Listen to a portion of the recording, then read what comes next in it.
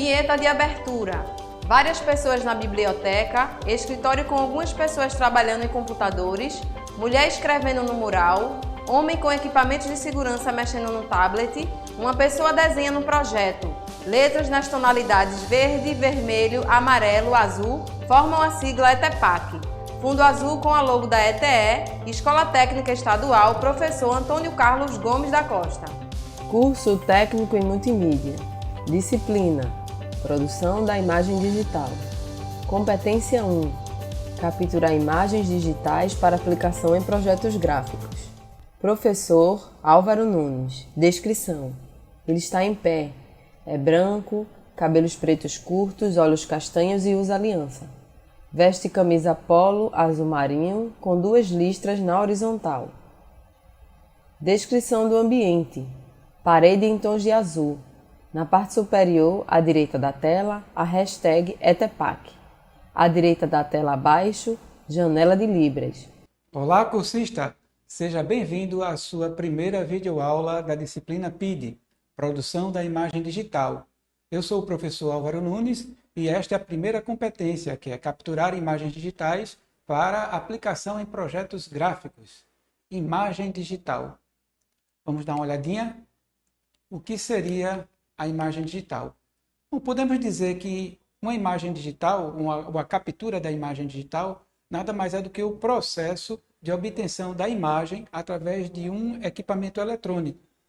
Isso pode ser através do seu smartphone, através de câmeras fotográficas e também através de outros equipamentos, como scanner, câmeras de segurança, drone e alguns equipamentos especiais, como scanner 3D, videotelescópio, também temos microscópio. Então, a captura da imagem digital, existe uma ampla gama de dispositivos eletrônicos que trabalham obtendo essa imagem, fazendo essa captura. Mas como essa captura se dá?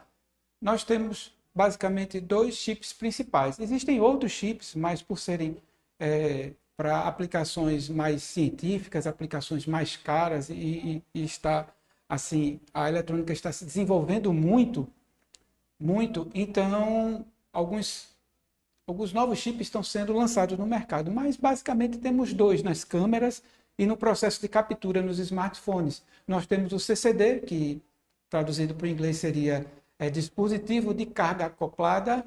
Do lado esquerdo da tela, CCD, peça quadrada de metal com circuito integrado que contém uma matriz de capacitores acoplados. Do lado direito da tela, CMOS, peça retangular de metal com chip de circuito integrado. E temos o CMOS, que seria o semicondutor de óxido metálico complementar, CCD e o CMOS. E o que é que a gente tem de diferença entre um para o outro? O CCD ele é um dispositivo que captura a imagem analógica. Então, primeiro ele captura analógica, depois ele converte. Já o CMOS não. Como ele é ele tem um semicondutor complementar, ele já captura automaticamente digitalizando. Então, ele não precisa de um circuito à parte, ele já captura na forma digital. A diferença de um para o outro vai depender do custo do equipamento, né? O CMOS está ganhando muito no mercado, porque ele também tem mais proteção para os tipos podemos dizer assim, de luz. Então, algumas aplicações, como câmera de segurança, alguns equipamentos científicos preferem utilizar o CMOS por causa dessa sua defesa contra raios ultravioletas, coisas desse tipo, que para a gente não vamos nos deter. Mas, basicamente, existem esses 2, o CCD e o CMOS, para fazer a captura. Então, nós temos também a nossa relação de câmeras, as classificações de câmeras. Então, para que você tenha uma ideia, tenha em mente uma ideia. O celular, ele não substitui uma câmera. Então, nós temos as câmeras simples, as câmeras compactas e as compactas avançadas. Então, o celular, podemos dizer, um smartphone, ele se enquadraria nessa categoria. Se bem que essa é uma classificação comercial.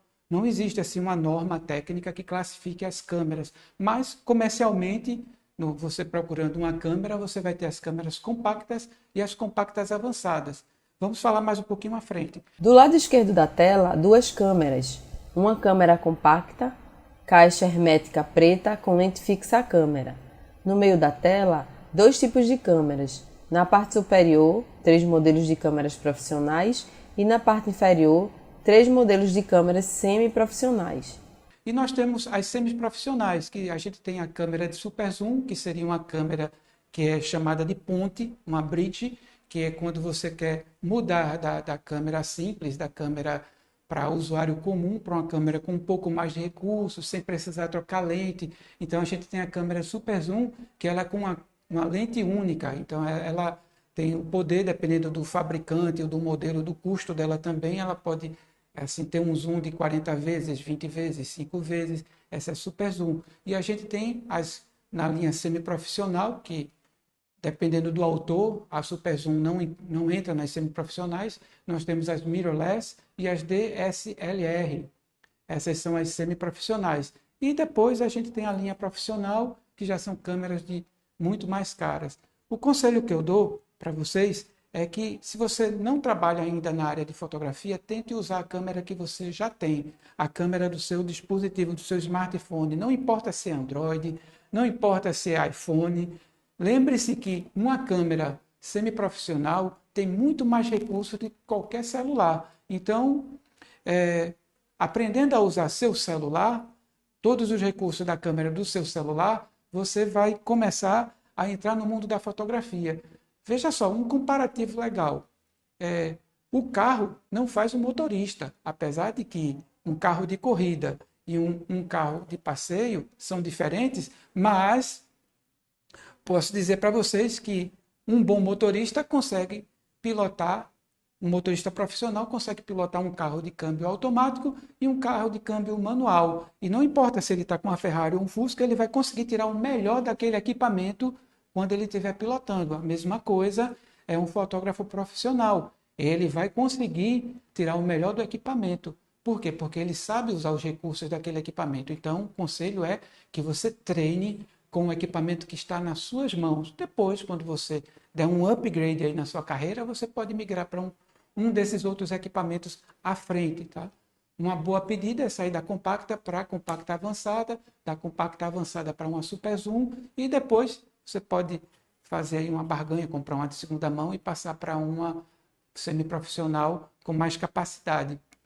Vamos agora falar mais detalhadamente das câmeras compactas. A câmera compacta. Câmera compacta.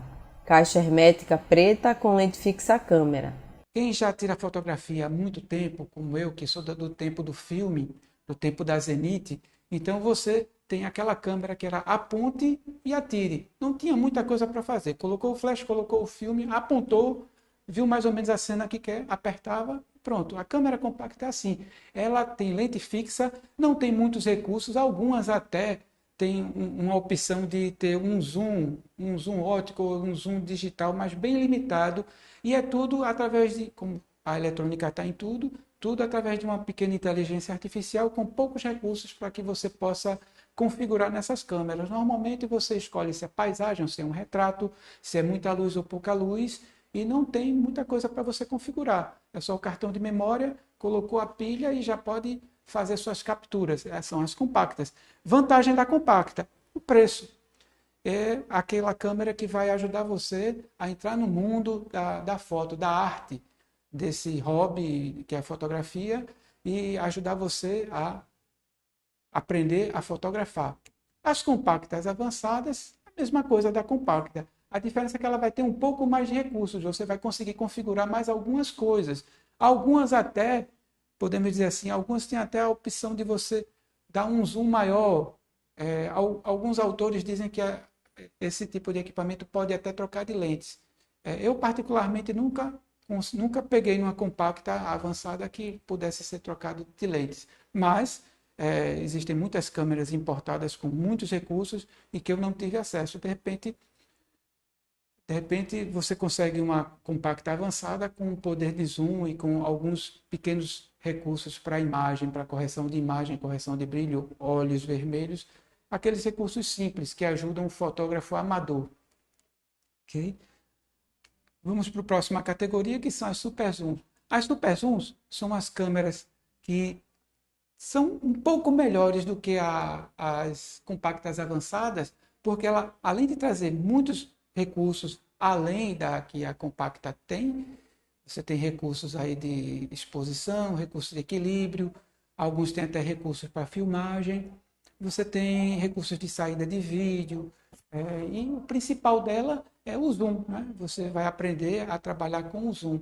E você não tem o custo de ficar comprando lentes para que você possa ter uma objetiva mais aberta, mais fechada, com mais distanciamento. Então, como ela já tem uma quantidade a lente já com um ajuste, um motor de ajuste do zoom, então você vai treinar um pouco mais dessa questão do zoom, da iluminação. É uma câmera melhorada, é uma compacta melhorada, que ela tem esses recursos aí. Agora, a nossa Super Zoom. Câmera compacta avançada. Caixa hermética preta com lente fixa à câmera. A lente é fixa e, como o nome diz, Bridge ou Super Zoom, a lente tem um alcance de 18 vezes, 20 vezes, até 40 vezes eu já vi no mercado. Do lado esquerdo da tela, câmera compacta avançada. Caixa hermética preta com lente intercambiável. Do lado direito, desenho da câmera indicando por meio de número as partes de uma câmera. Agora a gente tem a câmera DSLR. É uma câmera digital que tem um espelho, lentes de reflexão. Então, ela é semelhante às câmeras antigas, às câmeras dos fotógrafos, aqueles fotógrafos que faziam eventos, casamento, que eram acostumados a observar pelo visor da câmera a imagem como ela iria sair na foto.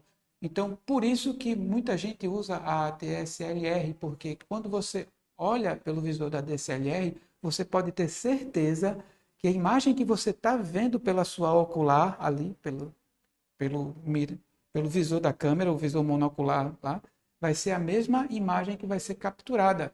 Por quê? Porque a imagem ela passa através da lente e ela é desviada por um espelho até um prisma óptico, onde ela vai sair na parte visual, onde o fotógrafo tem acesso. Claro que hoje já tem as DSLR com display, até com monitor externo, mas a vantagem dela, olhando pela lente, você vai ver a imagem que vai passar pelo sensor e vai ser capturada.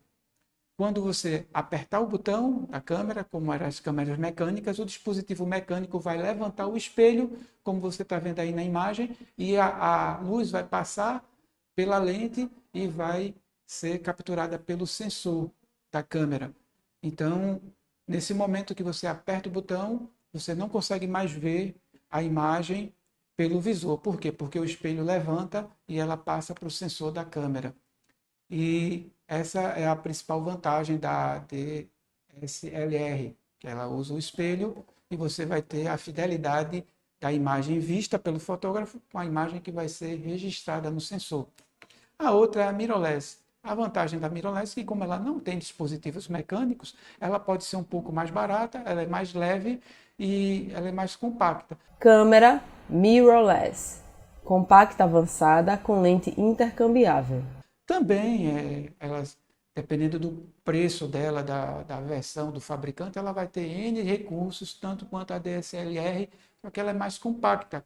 Ela chama menos atenção. Alguns fotógrafos preferem ela porque, por ela ser mais leve, você consegue tirar foto com mais discrição, né? Principalmente em ambientes abertos, quando você quer praticar por hobby, então eles preferem a mirrorless porque ela é menorzinha, chama tanta atenção, né? A gente sabe que uma câmera maior chama mais atenção das pessoas em volta.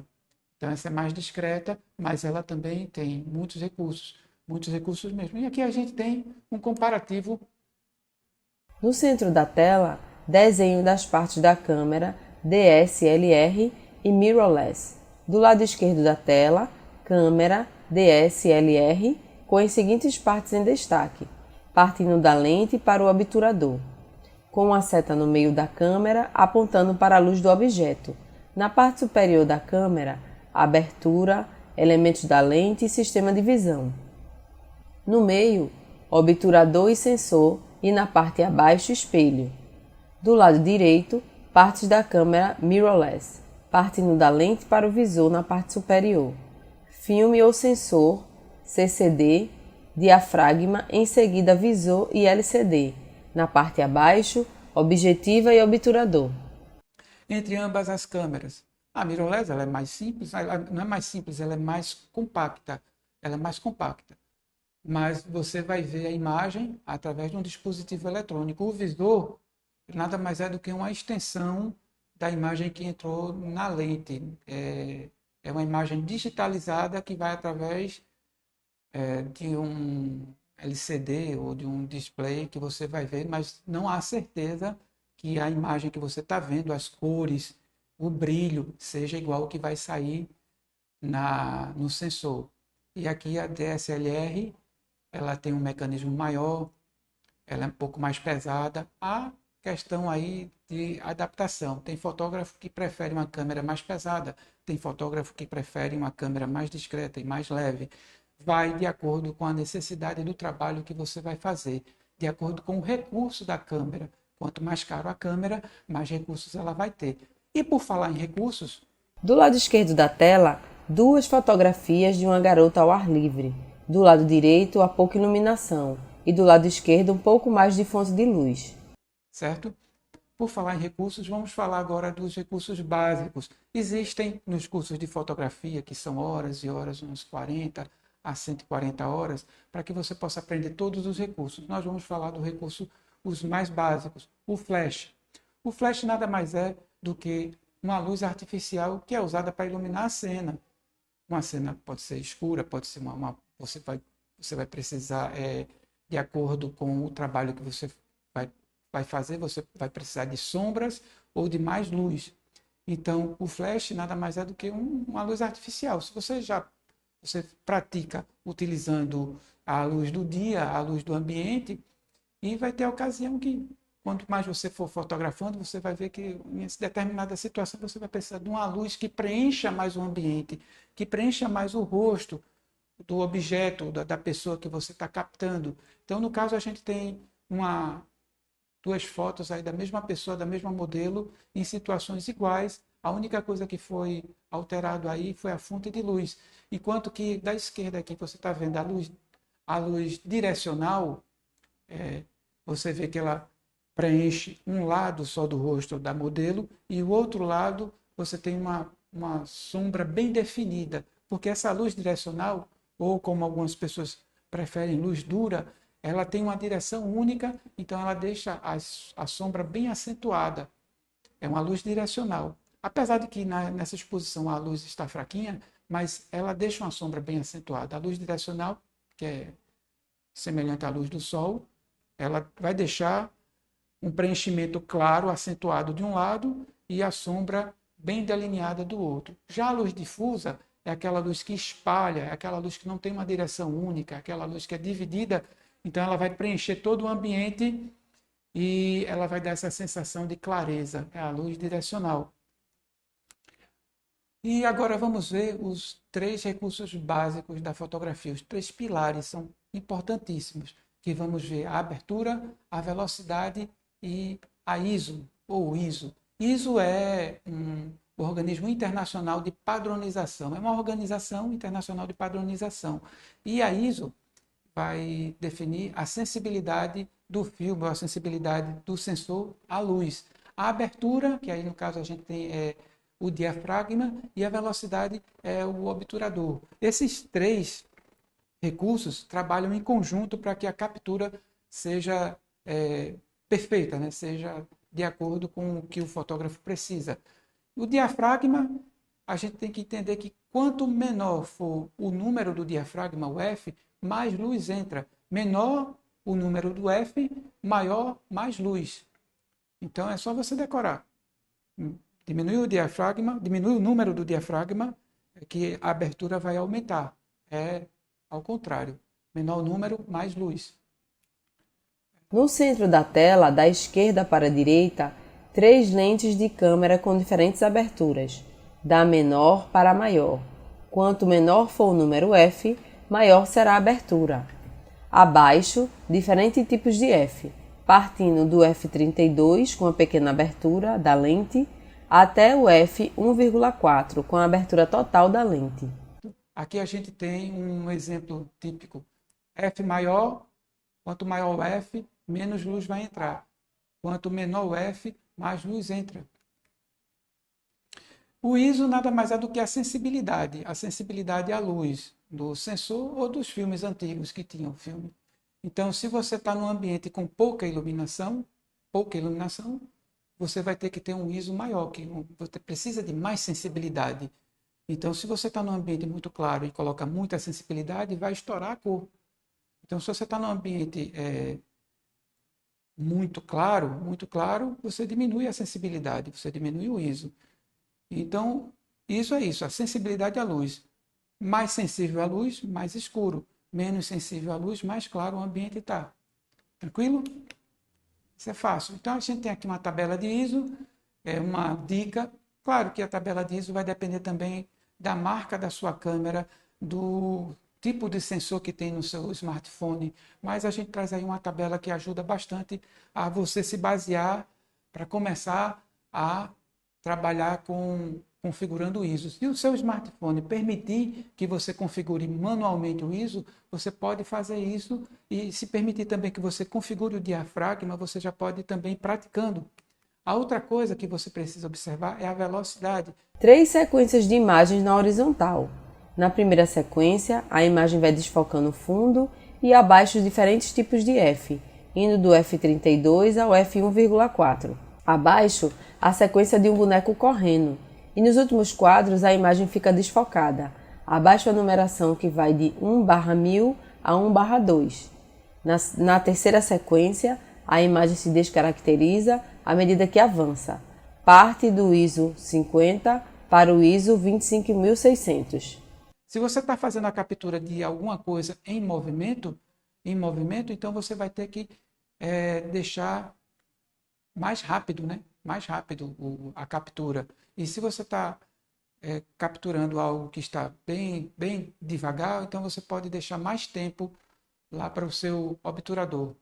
O obturador é quem vai vai dar um tempo da captura, tempo de exposição da captura. Então nessa tabelinha aí você tem como relacionar um com o outro. E agora a gente tem uns exemplos que você pode observar. Na foto da direita da moça no rio, veja que ela está bem focada e o fundo está desfocado. Por quê? Porque entrou muita luz. Muita luz, então o que está mais perto consegue captar bem. Desfocou atrás. Então aí foi uma configuração de diafragma. Nas fotos ao lado você pode observar a relação de que você tem aquele efeito de riscado, onde se aumentou o tempo da exposição de uma foto de uma paisagem. Então o que se movimentou ficou riscado. E agora, agradeço a vocês, a nossa videoaula, pratique, use o equipamento que você tem, entre no ambiente, tire suas dúvidas e até a nossa próxima videoaula. Muito obrigado a todos.